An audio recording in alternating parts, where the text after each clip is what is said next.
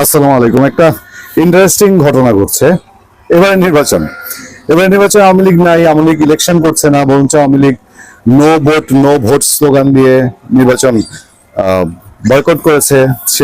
সে দেশবাসীকে বিভিন্নভাবে তথ্য দিয়ে বার্তা দিয়ে জানাচ্ছে মানুষ যেন কোনোভাবে ভোট দিতে না যায়, দেশকে ধ্বংস থেকে বাঁচানোর জন্য ভোট দিতে না যায়।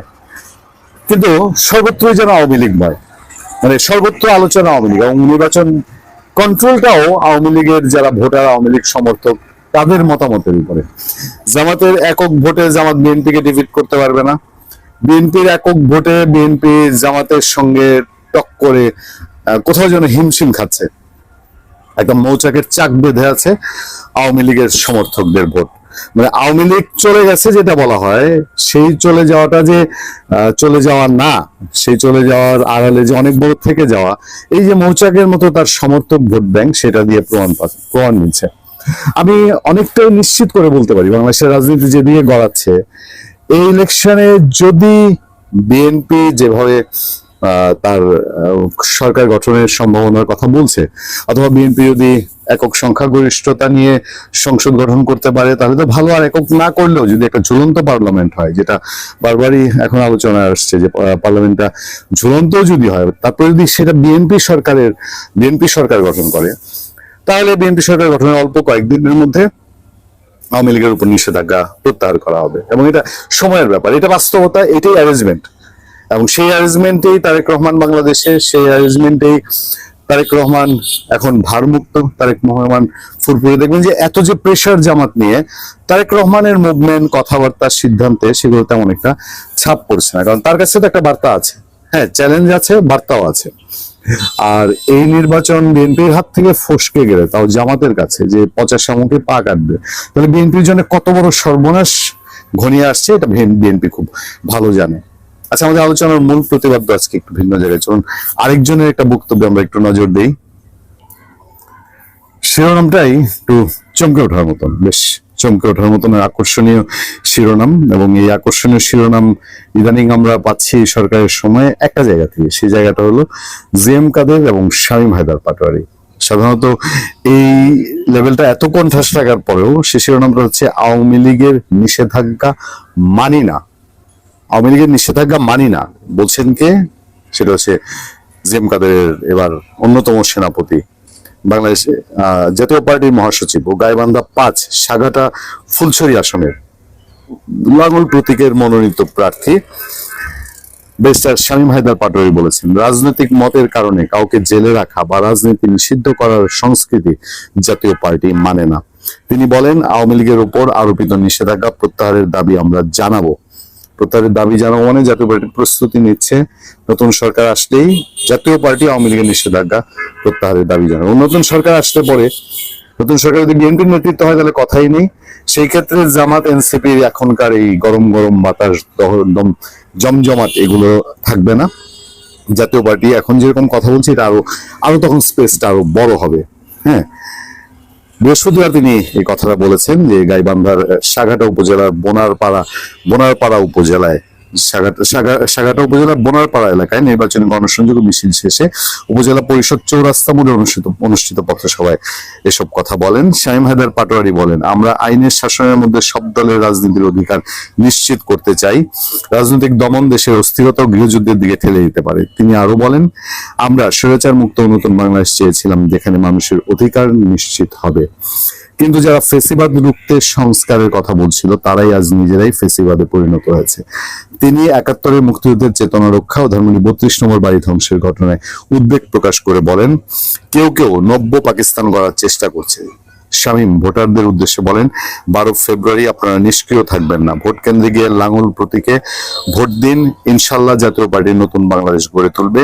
পথসভায় উপস্থিত ছিলেন জাতীয় পার্টির কেন্দ্রীয় ভাইস চেয়ারম্যান ও গাইবান্ধা জেলা পরিষদের সাবেক চেয়ারম্যান আতাউর রহমান আতা। আপনারা একটা খেয়াল করে দেখবেন যে আওয়ামী লীগের নিষেধাজ্ঞা প্রত্যাহার হবে, এটা আমি শুরু থেকেই বলছি যে এটা প্রত্যাহার হবে, কারণ নতুন একটা সরকার যদি বিএনপি গঠন করে সেই সরকার, তাহলে পরে বিএনপির সামনে এত চ্যালেঞ্জ, এক জামাতকে মোকাবেলা করতেই তো বিএনপির হিমশিম খেতে হবে। সেই ক্ষেত্রে যদি আওয়ামী লীগের উপর নিষেধাজ্ঞা বলবৎ রাখতে হয়, তার ব্যাপক শক্তি ক্ষয় করতে হবে, এবং সেই শক্তি ক্ষয় করতে গিয়ে একটা সরকার বাংলাদেশের মতো এখন জটিল পরিস্থিতিতে অর্থনৈতিক চ্যালেঞ্জের মুখে, এবং বিএনপির প্রধানমন্ত্রী হিসেবে কিন্তু তারেক রহমান প্রথম প্রধানমন্ত্রী হবেন। তার অভিজ্ঞতার একটা বিষয় আছে, তার পড়াশোনার পরিধির একটা বিষয় আশয় আছে। তার দল, নিজ দল, এটা একটা জটিল দল, এই দলেও কুতুব কম না, এই দলকে মেনটেন্যান্সের একটা বিষয় আছে। তারপরে তার দলের রুট লেভেলের যে অবস্থা, আমি যেসব নির্বাচনী এলাকায় নির্বাচনের সময়টায় ঘুরেছি, প্রত্যেকটা জায়গায় বিএনপির ভোটারদের একটাই আক্ষেপ, বিএনপির নেতারা যা অত্যাচার নির্যাতন শুরু করেছে, যা স্বেচ্ছাচারিতা শুরু করেছে, যা হুলস্থুল শুরু করেছে, এবং যে খাই খাই অবস্থা শুরু করেছে, এইটা আগামী সরকার বিএনপি গঠন করলে তাকে মোকাবেলা করতে হবে। সেই সব রেখে আবার আওয়ামী লীগ ঠেকাও, কারণ আওয়ামী লীগ দিনকে দিন শক্তি সঞ্চয় করছে, তার প্রতি মানুষের সেন্টিমেন্ট বাড়ছে, তার প্রতি ক্ষোভ কমে আসছে। শুধুমাত্র তার রাজনৈতিক প্রতিপক্ষ যারা, তারাই ধরে রাখবে তাকে, ঠেকানোর বিষয় না। ফলে আওয়ামী লীগ নিজের চেষ্টায়, নিজের অবস্থান থেকে রাজনৈতিক কৌশল, আন্তর্জাতিক প্রেশার এবং দেশীয় অবস্থান সবকিছু মিলিয়ে খুব দ্রুত সময়ে আওয়ামী লীগের নিষেধাজ্ঞা প্রত্যাহার হবে, এটা আসলে এখন আর বলার অপেক্ষা রাখে না। সেনাবাহিনী কি পারবে আওয়ামী লীগ বিহীন নির্বাচনকে বৈধতা দিতে? এই আলাপটা শুরু করবার আগেই বলতে চাই যে কিসের বৈধতা? বাংলাদেশের অর্ধেক মানুষের প্রতিনিধিত্বকারী দল আওয়ামী লীগকে বাদ দিয়ে পুরো সেনাবাহিনী নেমে যে নির্বাচনে সহযোগিতা করছে, লক্ষাধিক সেনা সদস্য মাঠে থেকে, এই নির্বাচনটা তো অবৈধ। আজকে যে বড় বড় জেনারেলরা, আওয়ামী লীগ যখন 2009 সালে ক্ষমতায় আসেন, তখন এই জেনারেলরা ম্যাক্সিমাম মেজর ছিলেন, ক্যাপ্টেন মেজর, লেফটেন্যান্ট কর্নেলও মনে হয় 2009 সালে তারা ছিলেন না। এই যে 16 বছরে মেজর থেকে লেফটেন্যান্ট জেনারেল, জেনারেল পর্যন্ত হলেন, মেজর জেনারেল হলেন, মুখে জয় বাংলা, আওয়ামী বন্দনা করে কিন্তু হয়েছেন। আজকে সেই জেনারেলদের নেতৃত্বের বাংলাদেশ, এই যে সরকারটা, এই সরকারটা হচ্ছে সেনা সমর্থিত সরকার। আমি বারবার বলি যে সেনাবাহিনী যদি বলে আজকে রাস্তা মাপো, ইউনুস রাস্তা মাপতে 5 মিনিট সময় লাগবে না। সেই সেনাবাহিনী সহযোগিতা করে অর্ধেক বাংলাদেশকে বঞ্চিত রেখে একটা নির্বাচন করছে। কিন্তু এই নির্বাচন বৈধতা কি দিতে পারবে? দেশে কি শান্তি আনলো না, অশান্তির আগুনে দাউ দাউ করে জ্বলিয়ে দিল। ইউনুস চলে যাবে বা চলে যাওয়ার একটা ভিন্ন রূপ হবে, কিন্তু যেটি আসবে সেটিও বাংলাদেশকে শান্ত করতে পারবে না এবং এই নির্বাচনকে বৈধতা দিতে পারবে না। 12 ফেব্রুয়ারি বাংলাদেশের ইতিহাসে আরেকটি গুরুত্বপূর্ণ দিন। সামনে ত্রয়োদশ জাতীয় সংসদ নির্বাচন, কিন্তু এই নির্বাচন নিয়ে জনমনে প্রশ্নের পাহাড়। দেশের অন্যতম প্রধান রাজনৈতিক দল আওয়ামী লীগকে ছাড়ায় আয়োজিত হতে যাচ্ছে এই ভোট। ঠিক এই পরিস্থিতিতেই দৈনিক বণিক বার্তা একটি অত্যন্ত গুরুত্বপূর্ণ প্রতিবেদন প্রকাশ করেছে আজকে, যার শিরোনাম সেনাবাহিনীর পেশাদারত্বের উপরেই গণতন্ত্রের উত্তরণ। শিরোনামটাও নিঃসন্দেহে হাস্যকর। সেনাবাহিনীর পেশাদারত্বে একতরফা নির্বাচন করে গণতন্ত্রের উত্তরণ কিভাবে হয়? আমি অন্ততপক্ষে বুঝি না বাংলাদেশের একজন নাগরিক হিসেবে। প্রশ্ন হলো, অর্ধেক মানুষের প্রতিনিধিত্ব করা একটি দলকে বাইরে রেখে কি আদৌ গণতন্ত্র উত্তরণ সম্ভব, নাকি সেনাবাহিনীর পেশাদারত্ব এখানে কেবল একটি সুষ্ঠু পরিবেশের গ্যারান্টি, নির্বাচন পরিবেশের গ্যারান্টি? এখানে এই জায়গাটাতে ফুল স্টপ দিলে চলবে না। শুধু নির্বাচন পরিবেশ নয়, আজকে 2024-এর আগস্ট থেকে আজকে 1.5 বছর পর্যন্ত বাংলাদেশের যে দায়, এই দায় সেনাবাহিনীকে নিতে হবে। কারণ এটা আমি বারবার বলছি, যে শুরুতেই বলেছি যে এটি সেনাবাহিনী সমর্থিত সরকার। এই ভিডিওতে আমরা বণিক বার্তার যে আর্টিকেলটি, সেই আর্টিকেলটির প্রতিটি লাইন ব্যবচ্ছেদ করবার চেষ্টা করব এবং বোঝার চেষ্টা করব কেন এবার সেনাবাহিনী এত বেশি সক্রিয় এবং কেন এই নির্বাচন তাদের জন্য এক ইমেজ রিবিল্ডিং বা ভাবমূর্তি উদ্ধারের লড়াই। বিভিন্ন গণমাধ্যম সহ আজকের বণিক বার্তার প্রতিবেদনও বলছে যে এবার 9,70,000-এর বেশি আইন শৃঙ্খলা রক্ষাকারী বাহিনী মাঠে থাকছে। এর মধ্যে সেনাবাহিনী একাই থাকছে 1,03,000।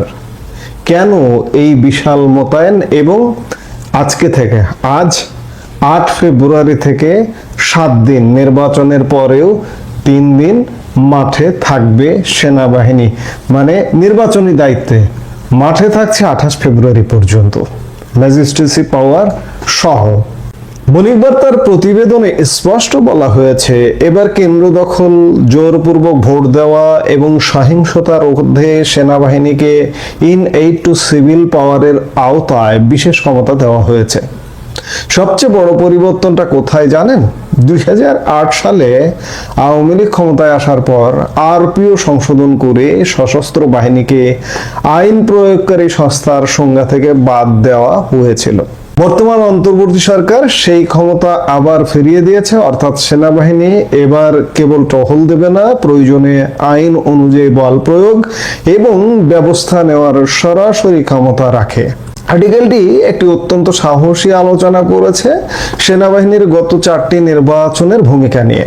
2014 সালে 153 আসনে বিনা প্রতিদ্বন্দ্বিতায় জয় একটা কলঙ্কজনক অধ্যায় ছিল। তৎকালীন সেনাপ্রধান জেনারেল ইকবাল করিম ভুঁইয়া দাবি করেছেন তিনি সংবিধান মেনেছেন, কিন্তু ভোটার উপস্থিতি ছিল নগণ্য। 2018 সালে রাতের ভোট হিসেবে পরিচিত এই নির্বাচনে সেনাবাহিনী মাঠে থাকলেও অভিযোগ ছিল তারা ছিল মূলত নিষ্ক্রিয়। 2024 সালের একতরফা নির্বাচনে সেনাবাহিনী সরকারের প্রশাসনিক ব্যবস্থাপনাকে সচল রাখতে সহায়তা করেছে বলে বিশ্লেষকদের দাবি। বণিক বার্তা এই ইতিহাসগুলো মনে করিয়ে দিয়ে বলছে, এবারের 12 ফেব্রুয়ারি নির্বাচন সেনাবাহিনীর জন্য একটি রিহ্যাবিলিটেশন মোমেন্ট বা পুনর্বাসন মুহূর্ত। তারা কি গত 3টি নির্বাচনের বিতর্কিত ছায়া থেকে বেরিয়ে আসতে পারবে? সেনাপ্রধান জেনারেল ওয়াকারুজ্জামান বারবার বলছেন তারা সম্পূর্ণ নিরপেক্ষ থাকবেন।